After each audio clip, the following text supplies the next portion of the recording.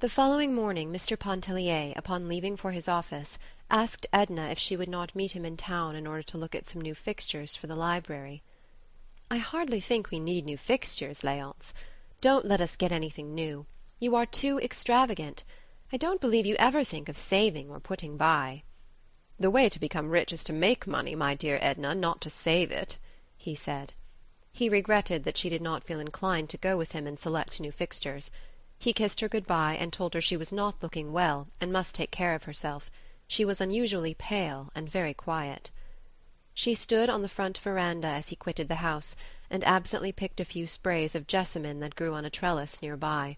She inhaled the odour of the blossoms, and thrust them into the bosom of her white morning-gown. The boys were dragging along the banquette a small express-wagon, which they had filled with blocks and sticks. The quadroon was following them with little quick steps, having assumed a fictitious animation and alacrity for the occasion. A fruit-vendor was crying his wares in the street. Edna looked straight before her with a self-absorbed expression upon her face. She felt no interest in anything about her. The street, the children, the fruit-vendor, the flowers growing there under her eyes, were all part and parcel of an alien world which had suddenly become antagonistic. She went back into the house. She had thought of speaking to the cook concerning her blunders of the previous night, but Mr. Pontellier had saved her that disagreeable mission for which she was so poorly fitted. Mr. Pontellier's arguments were usually convincing with those whom he employed. He left home feeling quite sure that he and Edna would sit down that evening, and possibly a few subsequent evenings, to a dinner deserving of the name. Edna spent an hour or two in looking over some of her old sketches. She could see their shortcomings and defects which were glaring in her eyes. She tried to work a little, but found she was not in the humour. Finally she gathered together a few of the sketches, those which she considered the least discreditable, and she carried them with her when a little later she dressed and left the house. She looked handsome and distinguished in her street gown.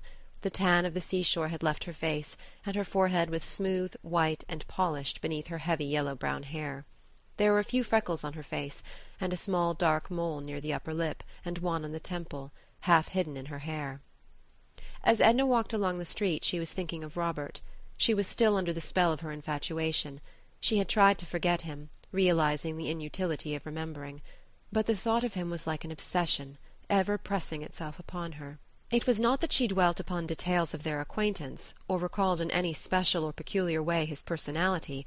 It was his being, his existence, which dominated her thought, fading sometimes as if it would melt into the mist of the forgotten, reviving again with an intensity which filled her with an incomprehensible longing. Edna was on her way to Madame Ratignolle's. Their intimacy, begun at Grandille, had not declined, and they had seen each other with some frequency since their return to the city. The Ratignolles lived at no great distance from Edna's home, on the corner of a side street, where Monsieur Ratignolle owned and conducted a drug-store, which enjoyed a steady and prosperous trade. His father had been in the business before him, and Monsieur Ratignolle stood well in the community and bore an enviable reputation for integrity and clear-headedness. His family lived in commodious apartments over the store, having an entrance on the side within the porte-cochere. There was something which Edna thought very French, very foreign, about their whole manner of living. In the large and pleasant salon which extended across the width of the house, the Ratignolles entertained their friends once a fortnight with a soirée musicale, sometimes diversified by card-playing. There was a friend who played upon the cello, one brought his flute, and another his violin, while there were some who sang, and a number who performed upon the piano, with various degrees of taste and agility. The Ratignolles' soirées musicales were widely known, and it was considered a privilege to be invited to them.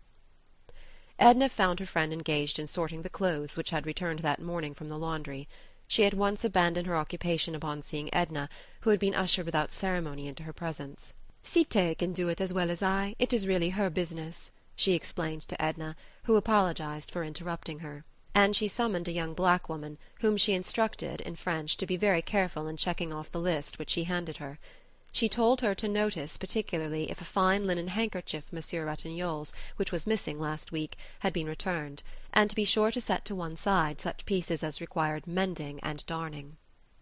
Then, placing an arm around Edna's waist, she led her to the front of the house, to the salon, where it was cool and sweet with the odour of great roses that stood upon the hearth in jars.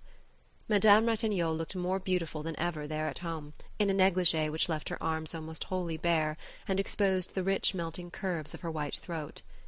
"Perhaps I shall be able to paint your picture some day," said Edna with a smile when they were seated. She produced the roll of sketches and started to unfold them. "I believe I ought to work again. I feel as if I wanted to be doing something. What do you think of them? Do you think it worth while to take it up again and study some more? I might study for a while with Laidpore." She knew that Madame Ratignolle's opinion in such a matter would be next to valueless, that she herself had not alone decided, but determined, but she sought the words of praise and encouragement that would help her to put heart into her venture. "Your talent is immense, dear." "Nonsense," protested Edna, well pleased. "Immense, I tell you," persisted Madame Ratignolle, surveying the sketches one by one at close range, then holding them at arm's length, narrowing her eyes, and dropping her head on one side. "Surely this Bavarian peasant is worthy of framing, and this basket of apples! Never have I seen anything more lifelike. One might almost be tempted to reach out a hand and take one."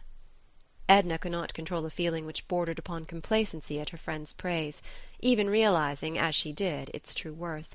She retained a few of the sketches, and gave all the rest to Madame Ratignolle, who appreciated the gift far beyond its value, and proudly exhibited the pictures to her husband when he came up from the store a little later for his midday dinner. Mr. Ratignolle was one of those men who are called the salt of the earth. His cheerfulness was unbounded, and it was matched by his goodness of heart, his broad charity, and common sense. He and his wife spoke English with an accent which was only discernible through its un-English emphasis and a certain carefulness and deliberation. Edna's husband spoke English with no accent whatever. The Ratignolles understood each other perfectly. If ever the fusion of two human beings into one had been accomplished on this sphere, it was surely in their union. As Edna seated herself at a table with them, she thought, better a dinner of herbs, though it did not take her long to discover that it was no dinner of herbs, but a delicious repast, simple, choice, and in every way satisfying. Monsieur Ratignolle was delighted to see her, though he found her looking not so well as at Grand-Isle, and he advised a tonic.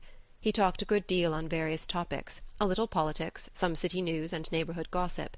He spoke with an animation and earnestness that gave an exaggerated importance to every syllable he uttered. His wife was keenly interested in everything he said, laying down her fork the better to listen, chiming in, taking the words out of his mouth. Edna felt depressed rather than soothed after leaving them. The little glimpse of domestic harmony which had been offered her gave her no regret, no longing. It was not a condition of life which fitted her, and she could see in it but an appalling and hopeless ennui.